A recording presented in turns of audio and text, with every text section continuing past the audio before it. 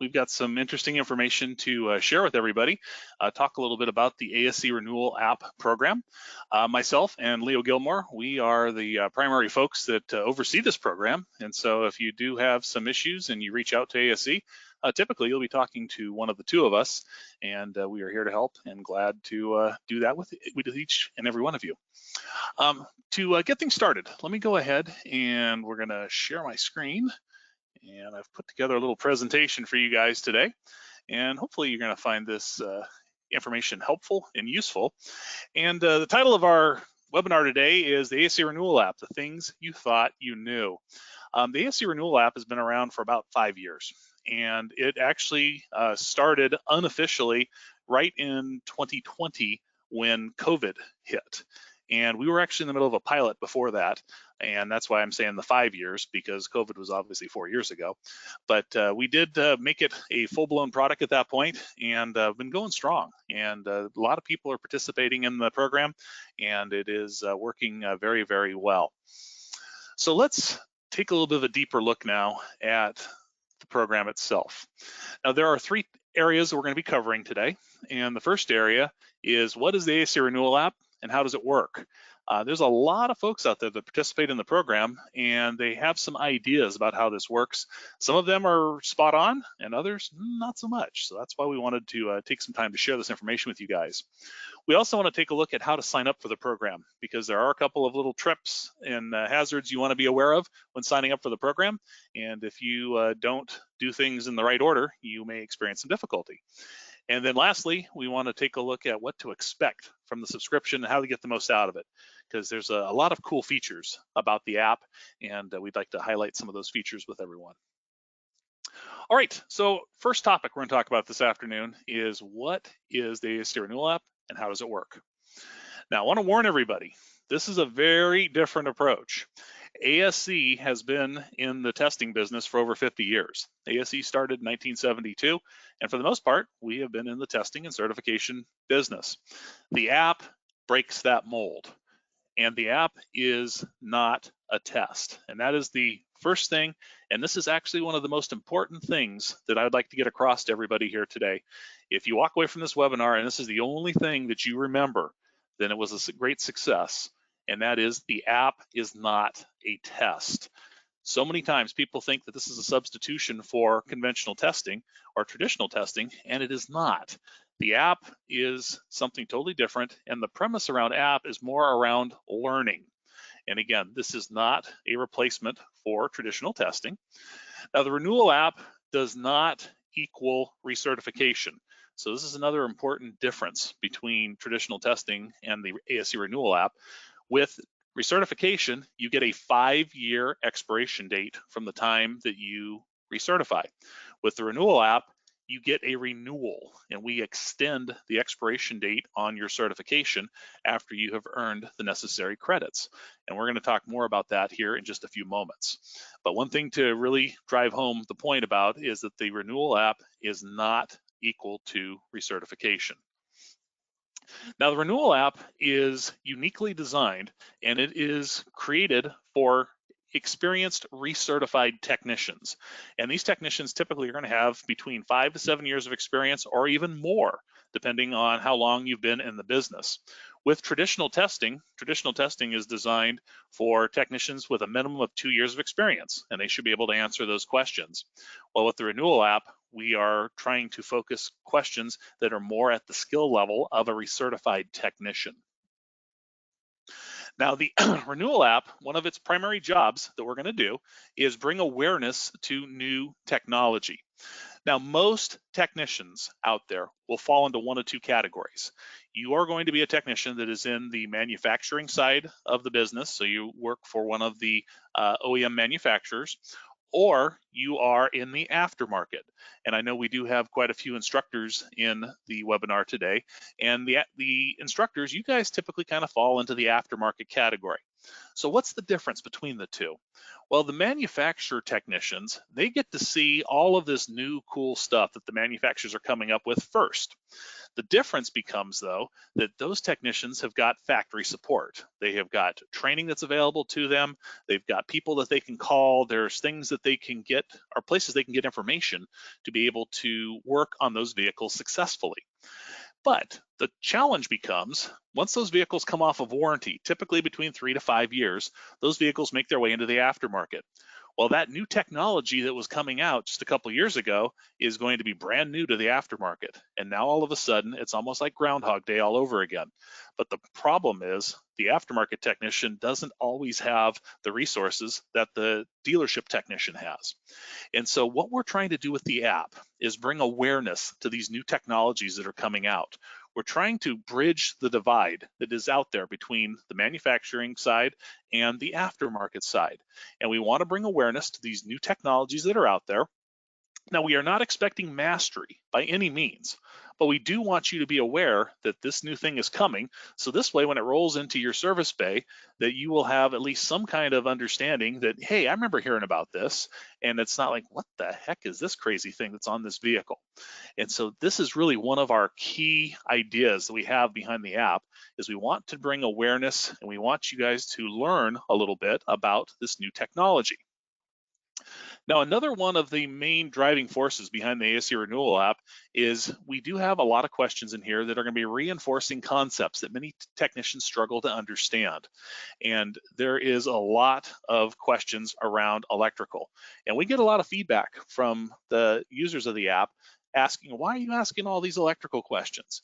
Well, I would challenge just about anybody out there to identify a system on the car that does not have some type of electronics in it today. Now, if we go back a few years, no problem. We could easily talk about some of those things. But on today's vehicles, there's a lot of electronics on board, and there's very few systems, if hardly any anymore, that don't have some type of electronics or potentially have some type of electronics inside of them. And so this is an area that definitely technicians struggle with. And so we do try to help because what we're trying to do here is make everybody smarter every day. That's really one of our key goals of the app. And by reinforcing these concepts, we're hopefully going to try to help you to, just remember these things. And so when it comes into your bay, you'll be able to work on it a little bit easier. And the last thing I want to talk about as far as, what is the app?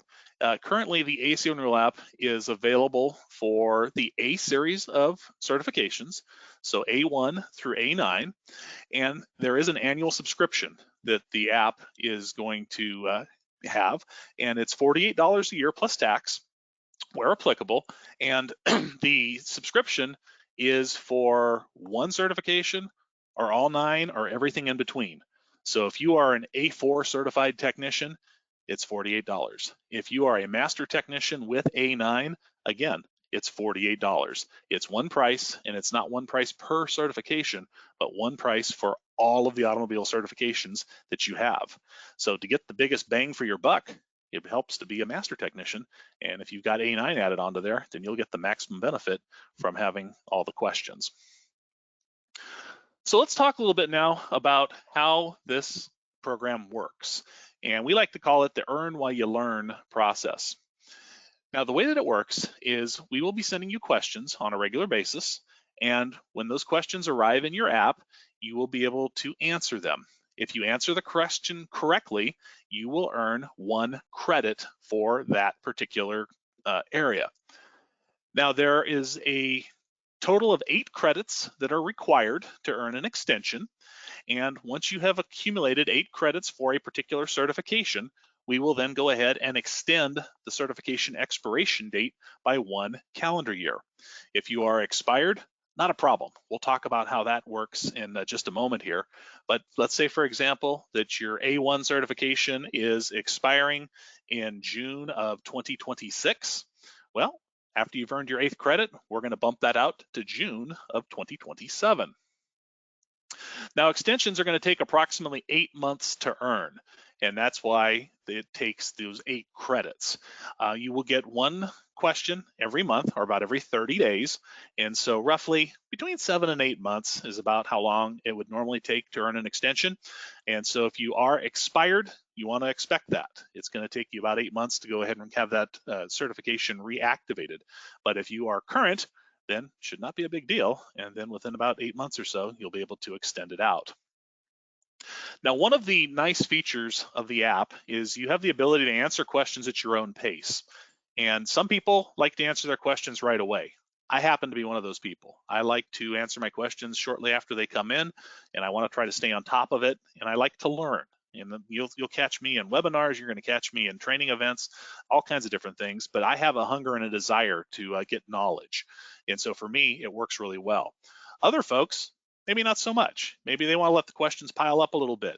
We don't recommend doing that, however, because if you do let them pile up and you forget about it, when your subscription ends, so do your questions. And so we don't want you to run out of time and or run out of questions, but you can answer these questions anytime you want. If you want to answer the questions at 2 in the morning, answer them at 2 in the morning. If you want to answer them in the middle of the afternoon, go for it. If you want to answer them after dinner, go for it. You can answer these things anytime, any place, anywhere. And for especially those that do suffer from some test anxiety, the app is a great way to get away from that, because that anxiety should be lessened, because you can actually do this at your own pace, any place, anywhere. Now, the app has the ability to zoom in and out. And so if you do have a mobile device and you want to consume your questions that way, you can use the mobile device where you can click on the images and you can do the pinch and zoom feature, and that'll allow you to zoom in and out on illustrations and schematics. And so that's another one of the neat features that you can use while answering questions. All right, let's talk a little bit now about the extension rules, because the extensions are what everybody is really interested in when you are participating in the app program. And if you are fully expired, not a problem. We actually encourage you to participate in the app. The only disclaimer, once again, is that, excuse me, let me get a drink here. The only disclaimer is that it is going to take roughly 7 to 8 months for you to reactivate that expired credential. So if you are expired, we welcome you. We want you to be a part of this program, but just keep in mind that it's going to take you a little bit of time to reactivate your credential. Now, if you are working in a situation where you need that credential immediately, then you probably are going to want to go visit a traditional testing center or use traditional testing methods to recertify. And then after you've recertified, jump on board the app, because there are some benefits in doing that as well. Now, if your certifications are about to expire, so let's say that you're looking at your credentials right now and your certifications are expiring June of 2024, and you want to get on board, but you just heard me say that it's going to take roughly 8 months to earn the extension. Well, in that situation, you're going to expire, right? Well, that could be a problem, but we've actually got a solution about to help with this, and this is for all first-time subscribers. If you are a first-time subscriber to the app, when you first sign up, any current credential that you have, A1 through A9, so none of the other ones, just A1 through A9, any of them that are current, we're going to immediately extend by 12 months. Now, the reason we're doing that is to eliminate the problem that I just described a moment ago, where your certifications are expiring June of 2024, and you've only got 3 months, but you need a total of 8 to earn your extension. So by giving you that 12-month extension on day 1, this is going to eliminate that problem, and it will serve to allow you to have a current credential throughout the entire subscription cycle, and you don't have to worry about it expiring. Now, another one of the cool features, and again, this applies to first-time subscribers only, so this does not happen afterwards, it only is for the first-time subscriber. You still have the ability to earn 8 credits with your subscription. So first-time subscribers, in your first year, you could actually earn up to 2 years of an extension for your current credentials. Again, if they are expired, it does not apply in this situation. You will have to earn those 8 credits to get in there. But for current certifications, you can pick up 2 years during your first year of subscribing, which I think is really kind of a cool benefit of this program. Now, let's talk a little bit about what happens after earning your 8 credits. Now, if you are currently certified, you'll receive a 12-month extension. And so we talked a little bit about that already, so I'm not going to go too deep into this. However, if your certification is expired, let's talk about what happens here. With an expired certification and you earn your 8 credits, we are going to then add 18 months to the expiration date based on the day that you've earned your 8th credit. Then we will go ahead and round up to the next expiration window. So let's say, for example, again, I'll pick on A1. You are fully expired. Maybe it's been expired for a couple of years, and you are going to use the app to reactivate that credential. So if you were to do that right now and you earned your 8th credit today, this would push you out to March plus 6 months. So March, April, May, June, July, August, September. So this would push you to September of 2025, and then we round up to the next expiration window, and that would be, of course, December of 2025. So again, this is a great way to get back into the fold if you've let your credentials expire. You don't have to go back to the testing center. You can simply jump on board the app, and then you get to learn some things along the way. So there's some really cool benefits to be able to do this. But with expired credentials, again, we're going to add 18 months onto your expiration date, or onto the day that you earn the 8th credit, and then round up to the next expiration window.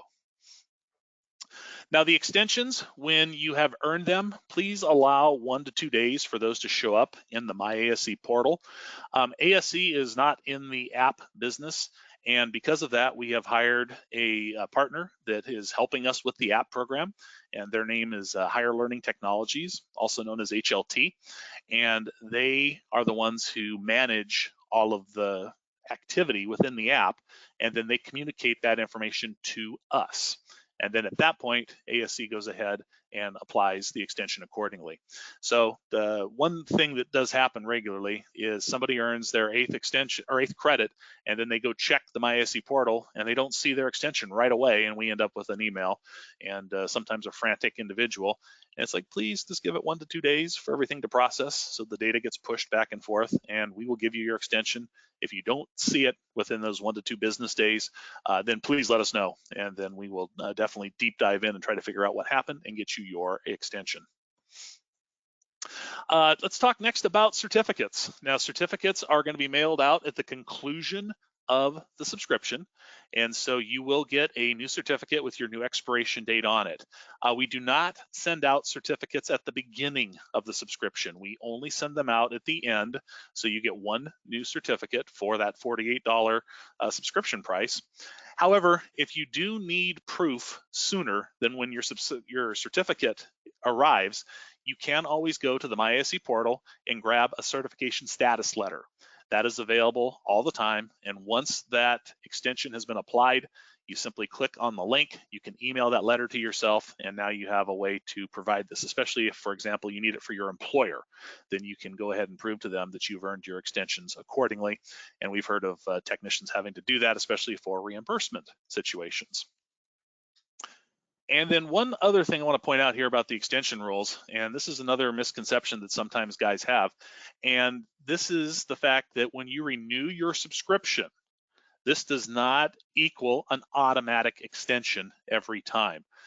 Sometimes folks get a little bit confused around this, and they believe that they get another extension just for paying the $48 and resubscribing to the app like they did during their first subscription.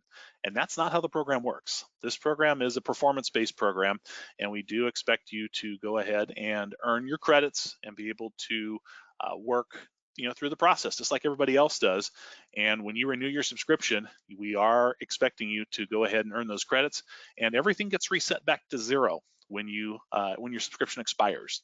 So it is very important that you understand that, because we have had some people that have had a rude awakening on their second subscription and they didn't do anything, and they found out that they didn't earn anything, and now they're fully expired. All right, next, let's go ahead and talk a little bit about the app questions. Now, the questions themselves, the first question that you will receive will be delivered to your app on day one. Questions are not emailed. For some reason, some folks are confused and they believe that the questions are being emailed to them, and that is not true. The questions are only available within the app itself. And so on day one of your subscription, you're already heading down the right road to earn credits for your certification. Now, there is going to be one question for each credential that you have, or each certification that you have. And the only rule here is that you needed to previously have earned the certification. Doesn't matter if it was current or expired, as long as at some point in your career that you have earned that certification, you'll get a question for it, and then you can begin earning credits. New questions will be delivered 30 days later, or they become available 30 days later is a better way to say this.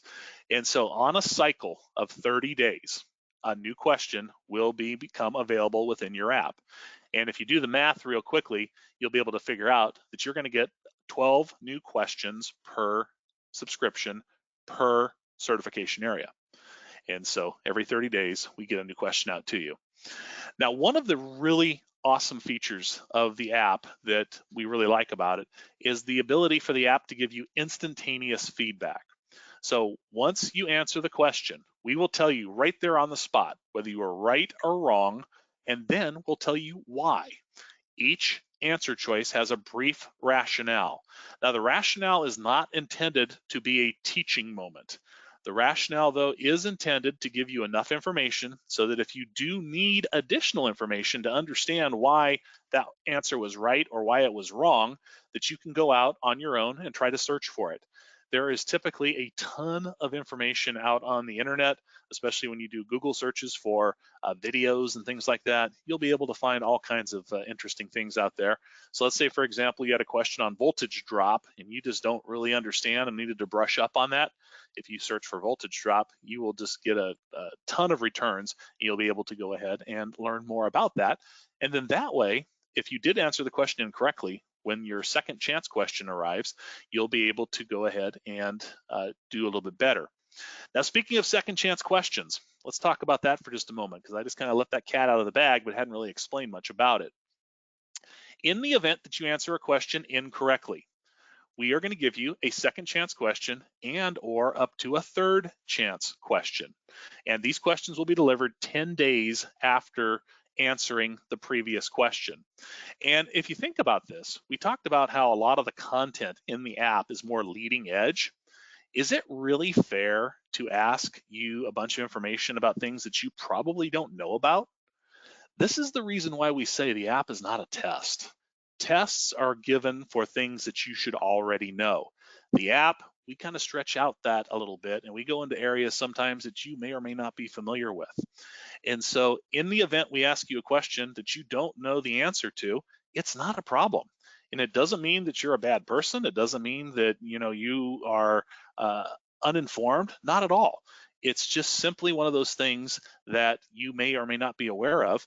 And so the app has helped to identify that. And then by using that second and third chance question, you can then prove back to the app that you did learn from the information that was presented to you previously, and hopefully you'll be able to just breeze right on through. Now, this is what we affectionately like to refer to as is our Lego board, and this is from the web app, and I'll show you more about that here in just a few moments. But this is what your progress looks like as you are answering questions within the app. As you can see, there are 12 little dots or little circles on here. Each one of those circles represents one of those 30-day questions. So every 30 days, one of those dots is going to fill in. And if you have a question available to you, that dot will turn blue. And if you are waiting for a question, the dot will be gray, like you are seeing right here. If you answer the question correctly, you will get a green check mark. And this is what you want to count, is you want to count all of the green check marks, because once you've accumulated your 8 green check marks, then you know that you have earned an extension. If you do answer a question incorrectly, again, this is not a big deal by any means, but you will get a red X in the circle. When that happens, the circle below will appear. It will have that gray color like you see over there for number 7, and that just simply means that you're waiting for your second chance question to appear. In this case, because the second dot is present, that means it's a second chance, and if you needed to go to a third chance, then that would appear on the bottom. So over here, you can see these two had 3 opportunities to answer a question. Now the questions are grouped into what are called families, and each family of questions is going to be on the same topic. And so if you get a question and you answer it incorrectly, your second chance question is going to be on a similar topic. The question will not be exactly the same. It's not going to be a reissuing of the previous question. There will be some differences to it. Sometimes the differences are small, other times they're large. But regardless, that second chance question will be different from the first chance. In the event that you answer all 3 questions incorrectly, this is not the end of the world. It just simply means you lost the opportunity for that month to earn a credit. And that's really all it is. It's nothing more than that. Now, if you think about the math here that goes on, we were telling you that you need 8 credits to earn an extension. We have 12 opportunities that you are going to receive a question. And then, of course, if you get the second and third chance questions, then you have a total of 36 opportunities. But there are going to be at least a minimum of 12 opportunities to earn that extension. This individual that I am showing you as an example has missed 2. So this means that they can only miss 2 additional families of questions. And you can miss up to a total of 4 and still earn an extension, because mathematically it would be possible.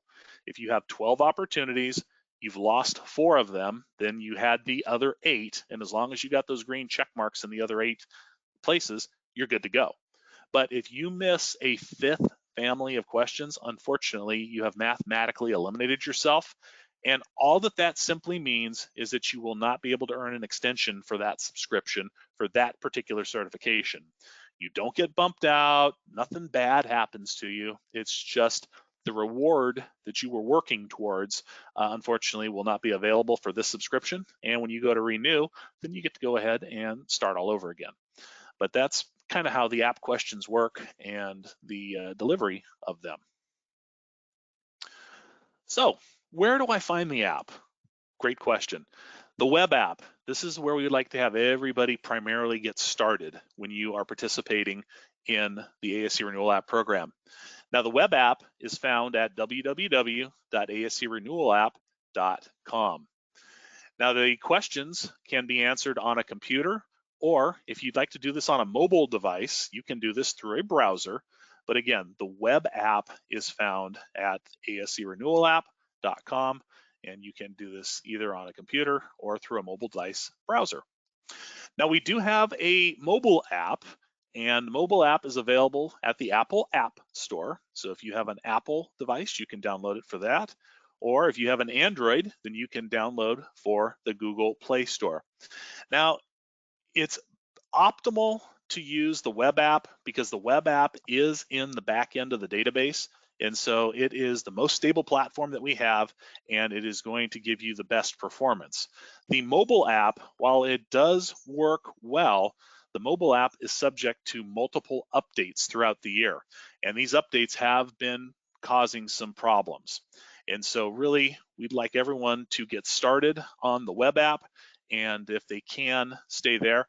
Me personally, I prefer the web app over the mobile app simply because I like using my computer monitor. I've got a nice big monitor in my office that I can stare at. I can put these questions up there.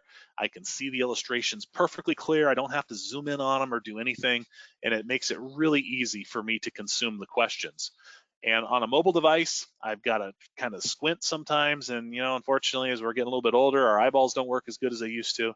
And so the web app is really the place to go to consume these questions as much as possible. Now, there is a couple tech tips I want to share with you about this. And in the event that you decide you want to use the mobile app and you want to head over either to the Apple App Store or the Google Play Store, you can download the app. It will be available for you. However, it's not going to work. You're not going to be able to access the content on the inside because you have not created an account. And so you do need to create an account through ASE first. And then once you have created that profile, then you'll be able to log in with your credentials. Otherwise, if you just simply download the mobile app and try to use your My ASE portal credentials, you will not get in. It's a different set of credentials, and it's going to cause some potential frustration. And so this is one area that we want to try to make sure everyone understands. Now, one thing that I do like using my mobile app for is I like it for the push notification ability. And so when a new question shows up, I'll see the push notification on my phone. And you have to enable push notifications. By default, Apple devices do not enable push notifications. That's something you have to manually turn on. And then again, by default, Android devices seem to allow push notifications that you have to then turn off if you don't want them. But regardless, you have to make sure that the push notification is enabled, and then you'll get that notification on your phone. Then you can head over to your computer at your leisure and go ahead and answer your questions, and it works really, really well. And so that's how I like to consume it, and I've had some pretty good success doing this. And so I love to share that tip with others, because there's certainly other people out there that may enjoy working the same way that I am. All right, let's go ahead and take a little bit of a closer look now at the web app itself. And let's take a look at how to navigate through the web app. Once you log in and you have created that profile, this is the first screen that you're going to see. You will see all of your certifications. They are listed over there in the left-hand pane, and then you can see what is going on more in the center of your screen. The first area I want to highlight are all of those orange or red colored circles with the number 1 in the center of them. This indicates the number of new questions that you have available. And so whenever you have an unanswered question, you'll see that little red circle there or little orange circle, and the number of questions that are there will be present.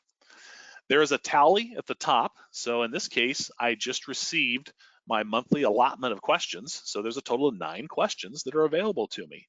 And so you can see that number. I have seen some people get some pretty high numbers up there for the ones that have allowed the questions to pile up. And again, we don't recommend doing that because you can forget about them very easily, or you can run out of time. Remember how we were talking about how you get a second chance question after 10 days? Well, if you try to answer those questions within 10 days of your subscription expiring, you're going to run out of time. You're not going to get those second chances, and you're going to not benefit to have those. And so again, it's really important that you go ahead and just continuously stay engaged with the app. That is the best practice to get the most from it. Next thing I want to point out is your progress. And you can see here that we've earned 1 of 8 credits. And so that little circle will go ahead and continue to grow as you earn more and more credits throughout the subscription cycle. And then once you have earned your 8th credit, the banner will turn blue. And so where it says A1 engine repair, that banner will change colors, and that'll indicate to you that that extension has been earned. Another one of the neat features on the app, and this applies to both mobile as well as the web app, is this is going to tell you the delivery date of when your next question should be in your app. And so in this case, Monday, April 8th is when my next round of questions will arrive in the app. And so we go ahead and list that on the homepage there for you as well.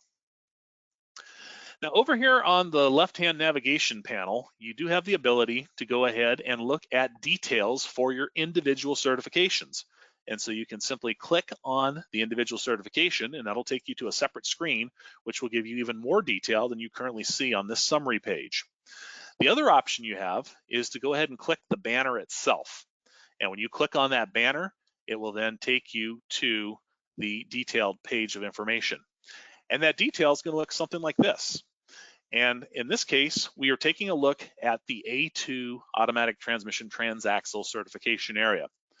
And you can see that my core question, which also means my first chance question, is scheduled to be delivered on April 8th. Now, in this situation, I've also got a second chance question that is going to be delivered.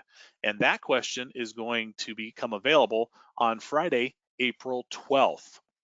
And so this detail at the individual certifications is very handy, especially if you're answering questions and you want to know, is it a first chance question or is this a second chance question?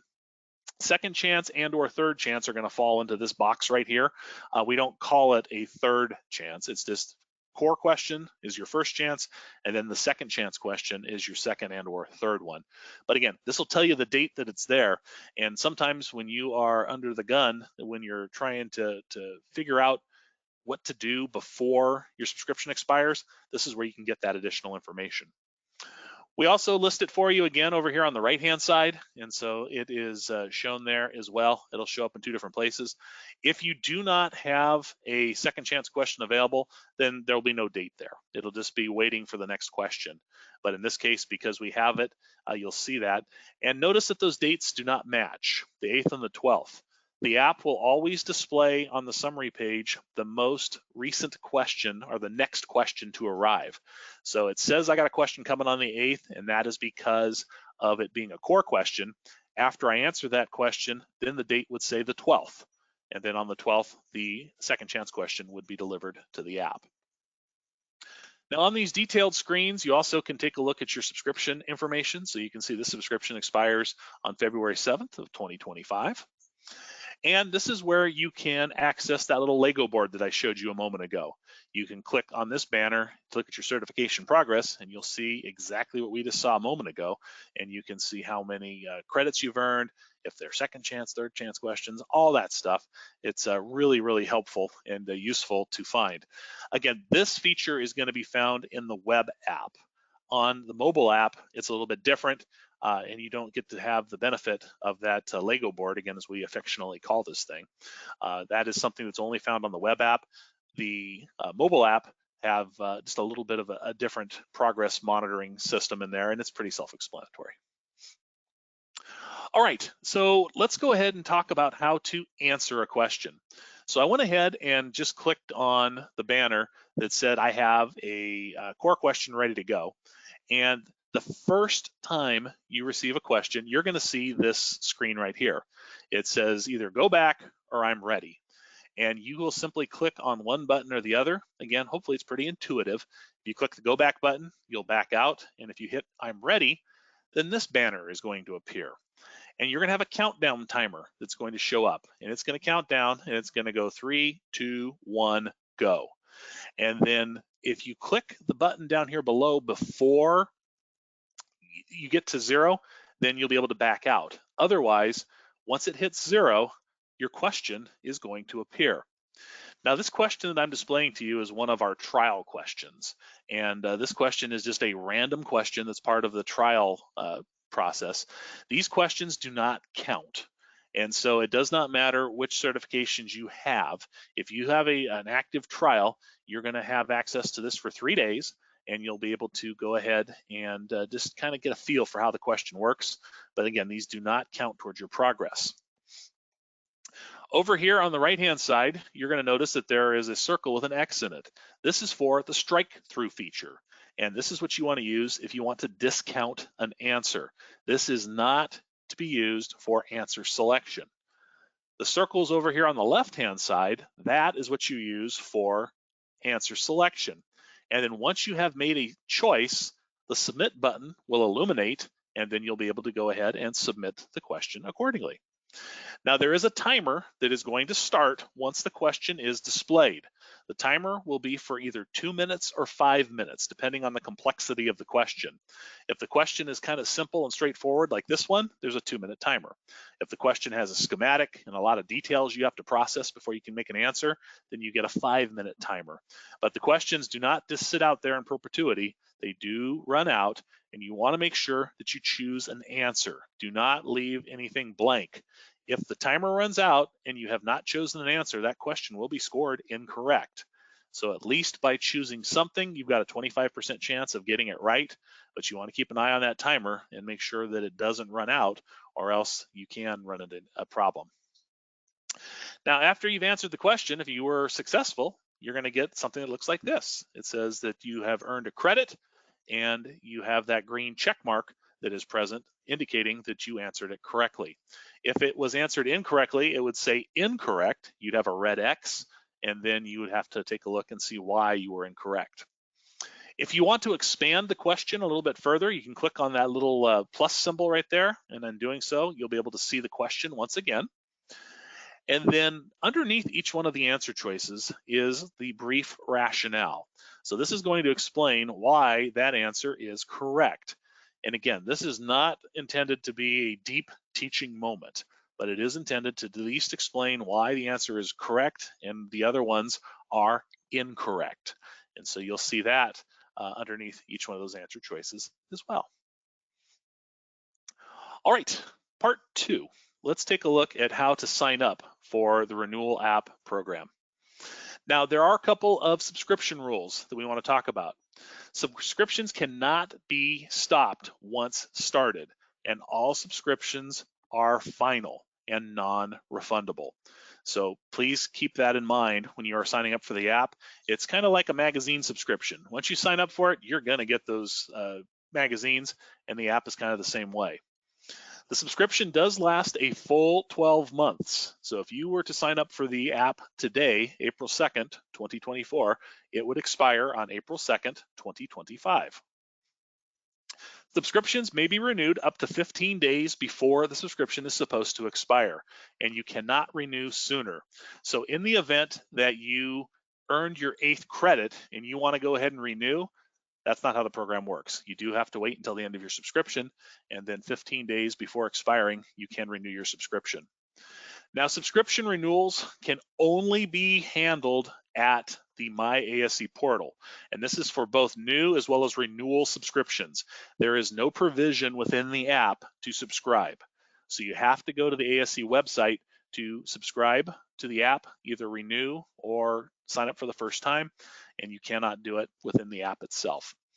Now, renewal subscriptions will start at the conclusion of the previous subscription.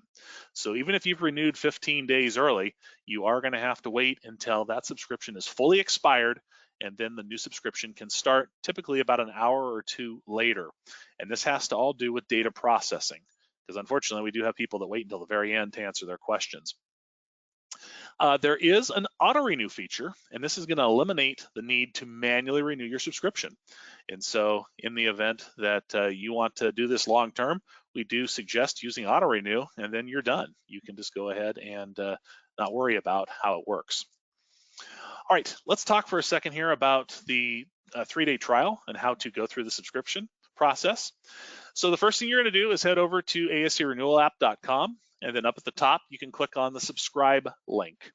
When you click on the subscribe link, you're going to go to this page, and you're going to see that there is a couple of links to get you to the free trial. So either one of those links will work, or you can also click up here where it says the My ASE sign in, and in doing so, you'll be able to go ahead and go to the subscription page. When you get inside of the My ASE portal, you will go ahead and click on where it says Renewal App Subscription, and you'll be brought to this page right here. There's a link you can click on. It says try a free 3-day trial, and after you click that button, you will then get a non-disclosure agreement and a terms of use agreement. It is highly recommended that you take some time to read this, because some of the things that you may think you may be doing innocently are also kind of against our terms of usage. And so you want to make sure that that doesn't happen to you, because if you do violate these terms, your app subscription can be canceled, and depending on the severity of what you did, you may be banned from all ASE certification programs, and that could be a really bad thing. So we don't want you to have that happen. But then once you have read this and agree to it, you can click the OK button. Next, you're going to get another box that pops up to confirm your email address. Folks, this is really important. Make sure you confirm your email address. If your email address is not correct, hit that cancel button. And if you do hit the cancel button, you can then go back out. You can go into your profile, update the email address, and then come back and do this a second time, and then the correct email address should display. But once you have confirmed that your email address is correct, put a check in the box and then hit the confirm button. And the reason this is so important is your email address is your login for your app. And so it is not your ASE ID, it will be the email address. So please, please, please make sure that it is checked before confirming. Then, once you have gone through the 2 disclaimers there, you'll have the ability to go ahead and click on the box that says Begin Free Trial. And after you click that box, you will then see an active status for your subscription. And if you look down on your subscription history, you can see that it is active for 3 days. During those 3 days, the app will randomly deliver questions to you, and you can answer those questions right or wrong, and then the next day you will get additional questions. And again, this will work for a total of 3 days, and then at that point, it just simply stops. And the questions are still there, but it will not regularly deliver questions after that 3-day trial period. Now, once you have confirmed that your subscription is active, the next thing you need to do is create a profile over at the HLT website or the Higher Learning Technology. And the way that you're going to do that is going to click this link up here that says Here. You'll be taken to a screen, and it's going to ask you to put your first name, your last name, your email address, and your ASE ID. These 4 fields must match exactly what is shown in your portal profile. If these do not match your portal profile, you will not be able to create a profile over here for the app, and you will not be able to get in. So it's really important that you do match those things. And an example I like to use is the Robert and Bob. Maybe your name is Robert, but you go by Bob all the time. If you type Bob, this could be a problem, but if you have Robert in your ASE profile, you need to put Robert here as well. And then the password. Whatever password you enter into this box will become your password. Some websites you've seen where they put 2 passwords in, this website does not do that. And so when you're creating an account, whatever password you create, that will become your password. And then after you've entered the appropriate information, you can click on Let's Go, and that will get you into the app, and you'll be able to take a look at those screens just like we saw before. And again, all of this needs to be done on the web. You cannot do this through the mobile app. You have to do it through either a mobile browser or preferably on your computer. Now, we do get questions from time to time what this activation code box is for, and this is basically for internal usage of ASE. And so typically you will not have an activation code. And again, this will be something that we use for program maintenance. All right, so now let's go ahead and take a look at how to get into that web app. So after you've created your profile, you should immediately go into your web app. But if you back out for some reason or you come back at a later time, you can always go to the MyASE portal and click the link to access the web version of the renewal app. And in clicking that button, you'll be taken to this screen here. It's a little bit different, and all you need to do is enter your email address and your password, and you will be able to access the app accordingly. Now, in the event that you forget your password, this is where you're going to go to reset your password. You cannot reset your password inside of the mobile app. You do have to go ahead and do this here on the web app. And so if you have forgotten your password, this is where you will request a reset, and then they will email you a link, and then you can go ahead and reset your password accordingly. But if you do have problems with your password and you contact ASE, this is where we're going to point you towards, is going to the web app and click the forgot your password link, and then you'll be able to get into your account accordingly. All right, let's take a look next at how to start a paid subscription or renew a subscription. Now, there are a couple credit card rules we want to make sure that you are aware of. And first off, auto renewal may only be turned on at the time of purchase. So when you sign up for the app, make sure that you are ready to do this and you've made all your decisions. If you decide to auto renew at a later time, it will not work. You will have to wait until your subscription expires, and then when you renew, you can select auto renew at that time. Now, the auto renew feature can be turned off at any time. So if you're unsure about whether or not you want to use auto renew, I would suggest go ahead and click it. And then after you have clicked it, if you decide and you've changed your mind, you don't want to do it, then just simply go back and turn it off. It's just a simple check mark, and it does turn off. Now, the credit card expiration date can be updated at any time. And we all know that this happens from time to time. Your credit card expires, your debit card expires, and you have a new expiration date. You can simply go in and update it at the MyASE portal, and you'll be good to go, and it will not disrupt your auto renewal. Now, if you need to change your credit card number, this again can only be applied at the time of renewal. And so to change a credit card number, it is very important that you have to disable auto renewal first. And then once you have disabled auto renewal, then you can go ahead and enter that new credit card number, reselect auto renew, and then you will be good to go. So the credit cards, there's a lot of rules that ASE has to adhere to from the credit card processors. And so these are not our rules. This is from more of the industry standards.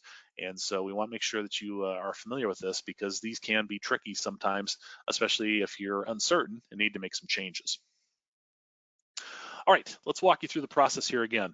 So once you log into the portal, you'll click on the Renewal App subscription link, and then you'll click the subscribe button. After you click the subscribe button, you'll see what your subscription cycle is for. And so in this case, the subscription period is from March 28th, 24 to March 28th of 2025. We can go ahead and enter our credit card information in here, including the little code that's on the back, that's that CVV number. And then down here at the bottom, this is where you would select auto renew. And again, this is just before you click that submit button. So if you want to use auto renewal, I highly suggest putting the tick in the box and then hit the submit button. Once you have done that, you will notice now that your subscription is now active. You will see the dates that indicate that you have a subscription, in this case through 2025. Because you selected auto renewal, there'll be a check in the box, and this is where you're going to go ahead and uncheck if you want to turn auto renewal off. If you do have auto renewal selected, you'll also see the date that your credit card or debit card will be charged. And so this will tell you in the future when that's going to happen. And then of course, if you need to update the expiration date on your credit card, you can click the update credit card button. And in doing so, there's some instructions here that explain this to you, that you can only update your expiration date, and then you can go ahead and change it to whatever you want and hit the update button. In the event that this doesn't work, then you can simply hit the cancel button and then go back and uncheck auto renew if you need to update the entire credit card. All right, so let's go ahead and jump into our last section here, and we're quickly running out of time. Part 3, what to expect from the renewal app and how to get the most out of it. So first question that we get all the time around here, am I finished after I earn my extension? Well, honestly, guys, this answer is up to you. If you want to be done after earning your 8th credit, you can. But the thing is, the app is really intended for continuous engagement. We want you to participate throughout the entire subscription cycle.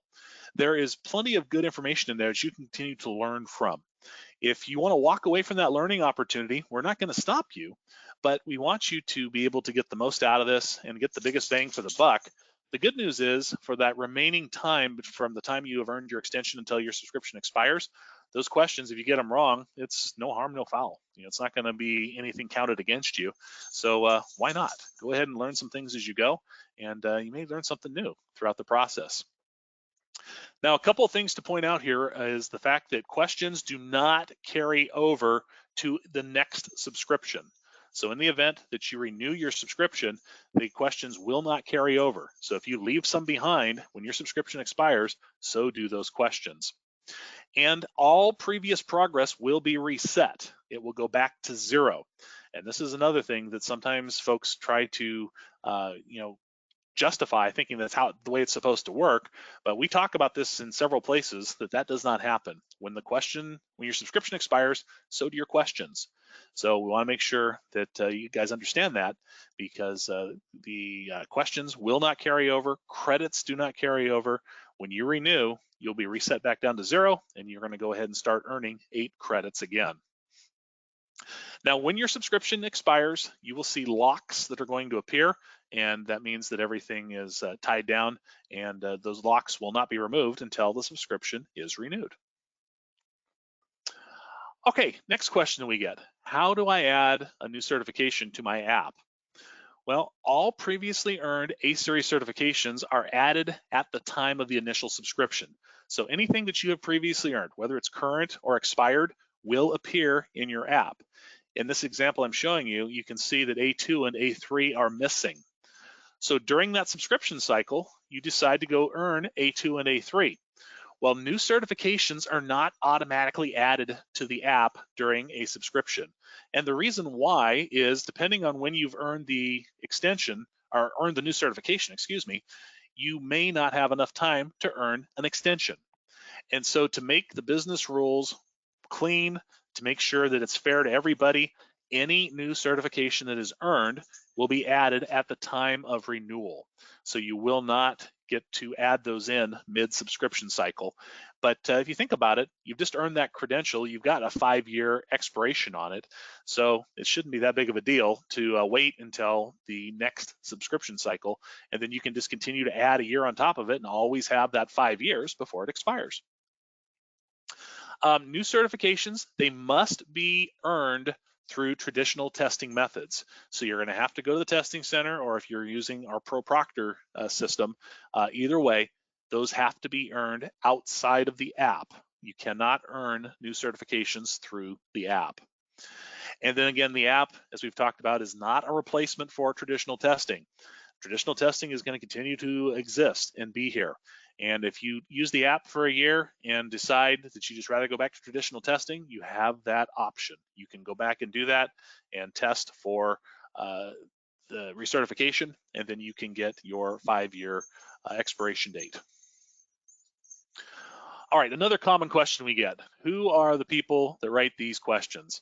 Well, let me tell you, folks, there are a lot of people that ask this, and our technical committees are the people who write the questions.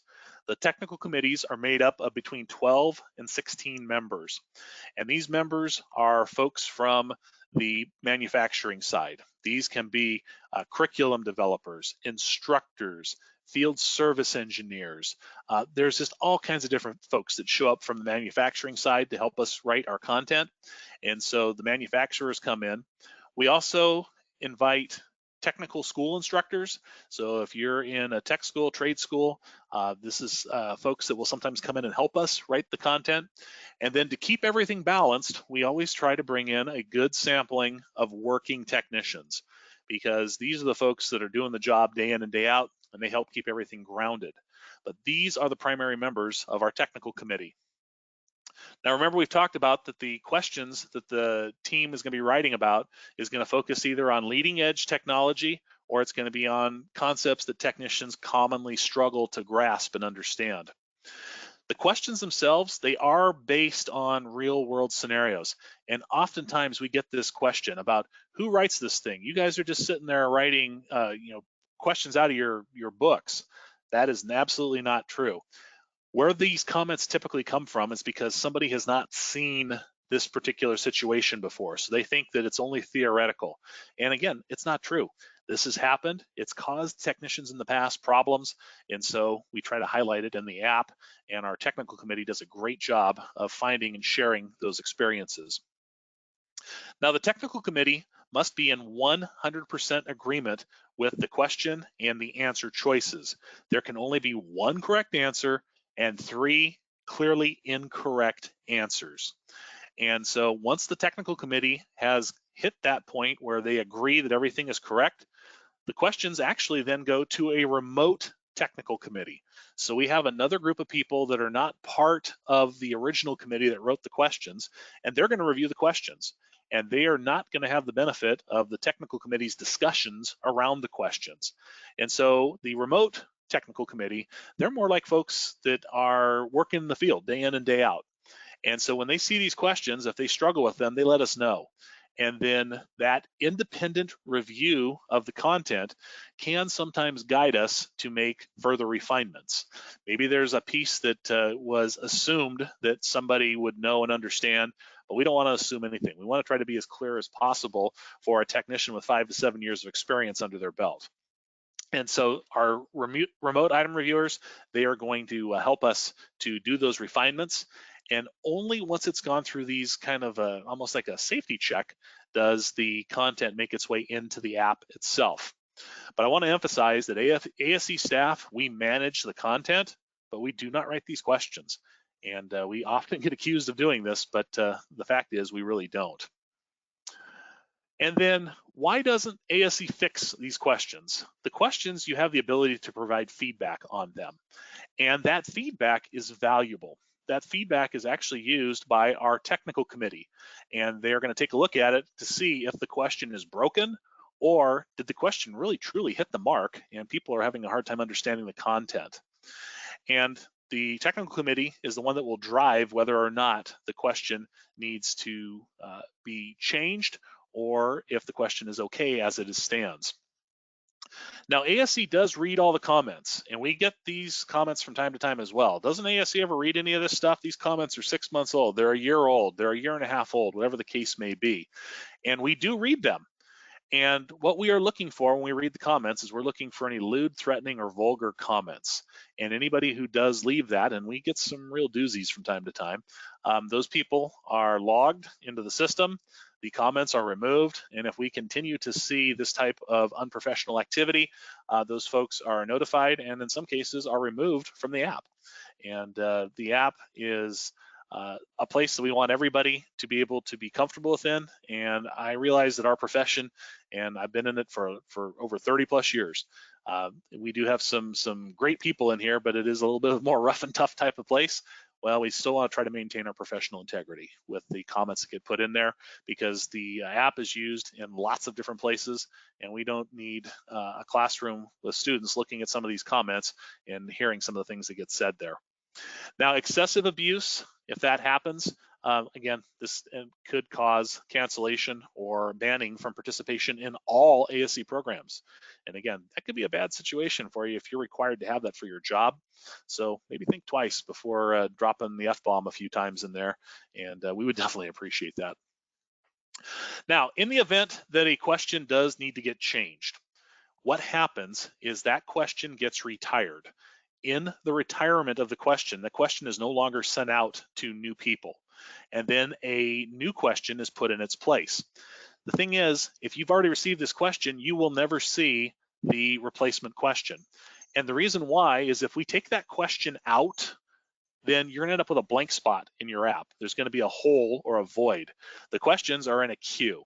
And so when we make a change, we can just simply turn it off so the question doesn't get delivered to anybody in the future, and then the new question will fill in its place. But this is another comment we get about, don't you guys ever change these things? Don't you fix this? Absolutely we do, but you just can't see it because of the design of the app. All right, so let's move on. We got a couple more I want to briefly touch on here. We can get going. In the event that you're having trouble with your app, there are several things that you want to do. First off, it's imperative for the app to work properly. You need to have a strong internet connection.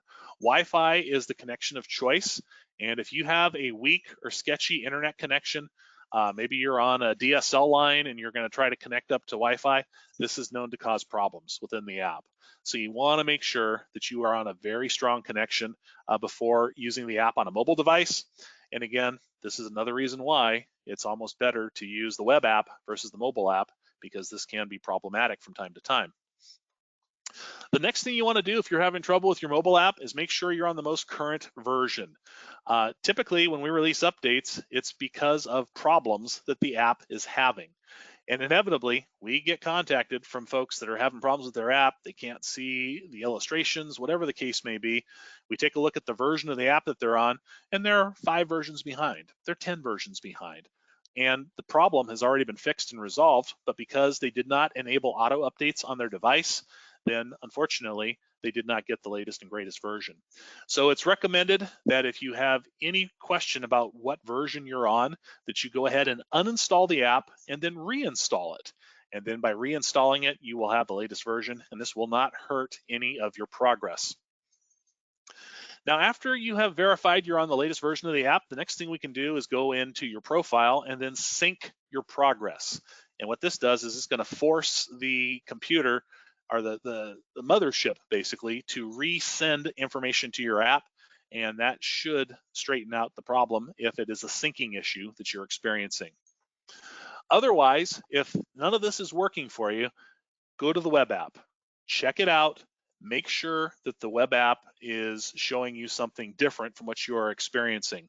We do recommend that you use the web app. If you're going to use it on your mobile device, use it through a browser such as Safari or Chrome, Firefox, any of those type of browsers will work, and then log in and see if you're experiencing the same problem you're having with your mobile app.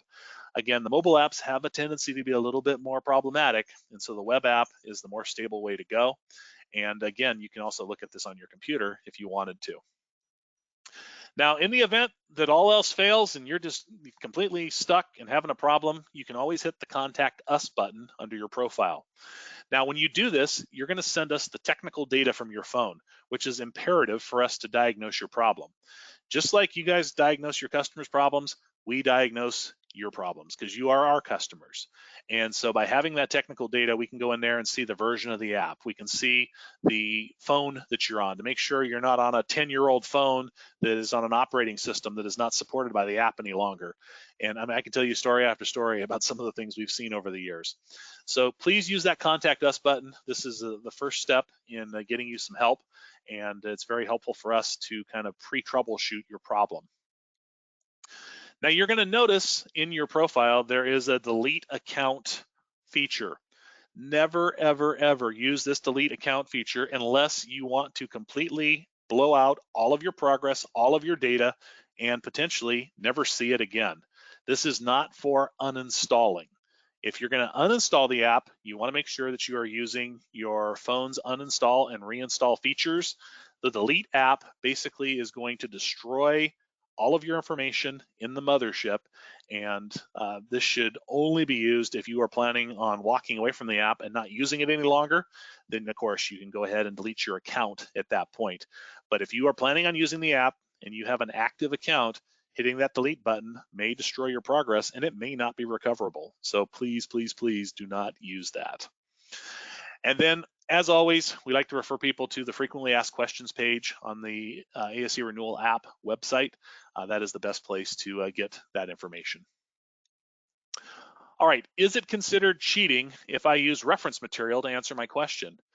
Or can I use reference material, I should say? Yes, you can actually use reference material when answering questions on your app. Remember, the app's not a test. So you can use reference material, especially if we're asking you something about some leading edge technology that you may or may not know what to do with. You can do that. Can I screenshot my questions? Try to say that fast, 10 times. Screenshotting is not allowed, and especially if you're doing with this the intention of posting it on a website. If this comes to our attention and we do find this information, this can result in you losing privilege to use the app, and depending on how egregious of an infraction it is, you could be banned from all ASE certifications altogether. So please do not do this. Just stay away from it, and you will be in much better place. And then, can I resubmit an answer if I change my mind? Not a good idea, guys. If you do resubmit an answer, this is going to trigger our cheat detection technology. And this is going to pick up the fact that a second answer was submitted after a first answer was submitted. The system is automatically going to roll back to the first answer submitted. Your name and profile gets logged into the system. And if we see a bunch of people or a bunch of instances of this happening, you will end up with an email from us and potentially have your subscription suspended. So please, once you've submitted your answer, do not try to submit a second answer because you've changed your mind, because this does cause some grief to happen in the background. And we don't want to have to go through this with you guys. We want you guys to enjoy the program. All right, some of the common questions we have, and this is our last piece of information we're going to talk about today. My next month's questions have not been delivered. Why did the date change on my app? Well, the reason the date changed is because your questions are now in process and they are about to be delivered.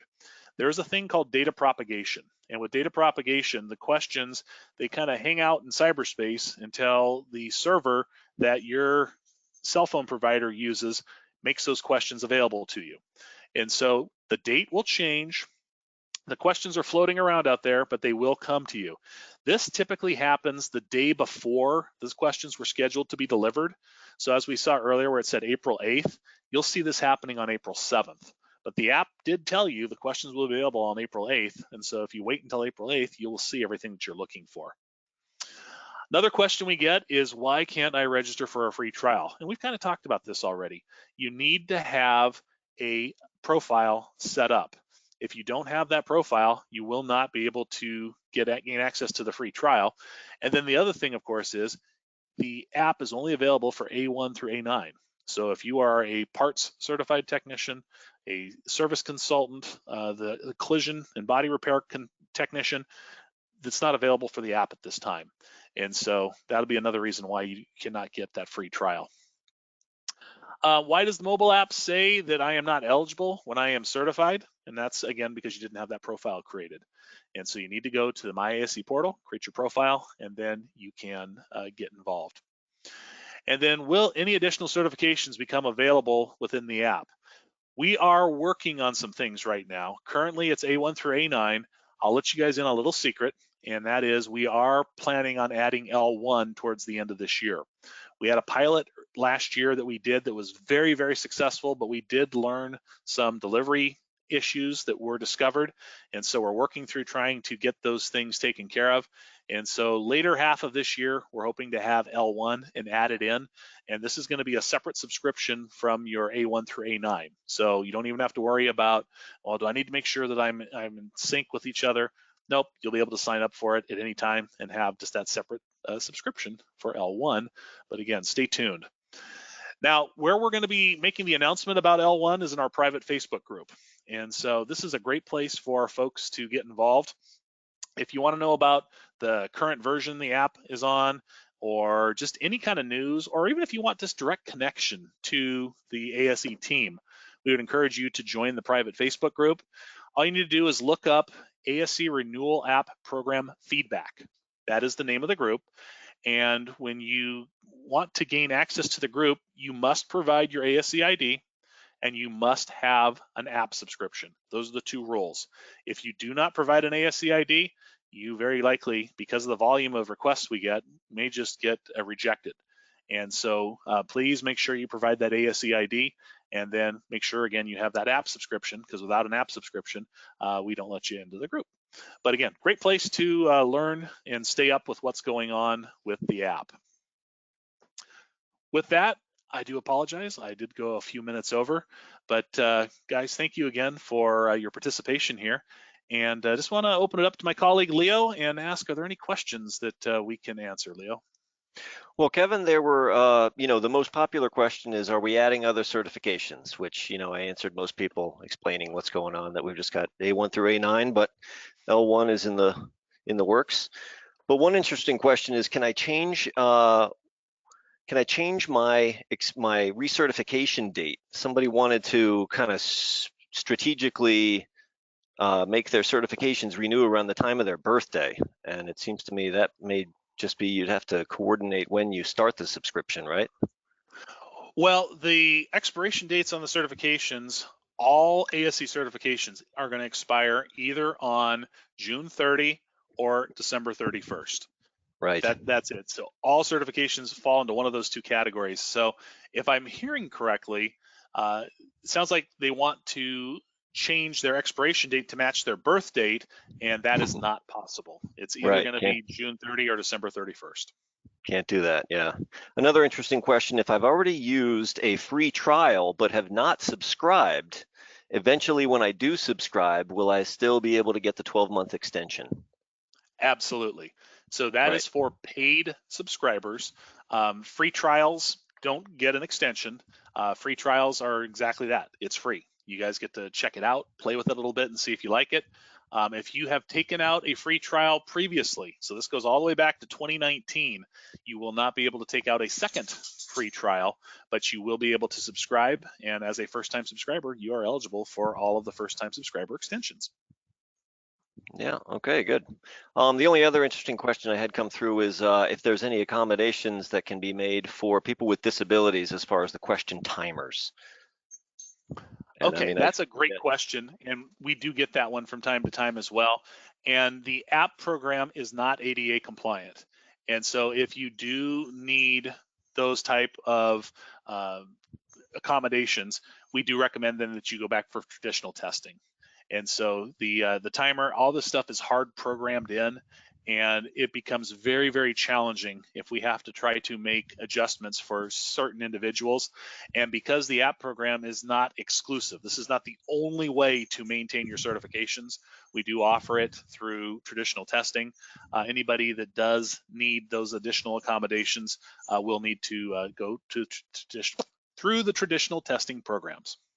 Nice. Well, we did have another interesting question just come in now. Can I use the questions to make up quizzes for my class? Very interesting question.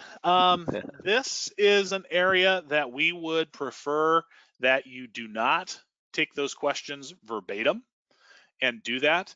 However, if you want to use those questions for discussion points within your classroom, we do encourage that. And go ahead and take a look at the answer choices as well as the rationales, because there's a lot of learning that can happen there. But to take those questions verbatim, you are basically in violation of our terms of use agreement. And so we would not encourage you to do that. Yeah, our non-disclosure that everybody agrees to. Yes, sir. Yeah, well, that pretty much covers it on my end, Kevin.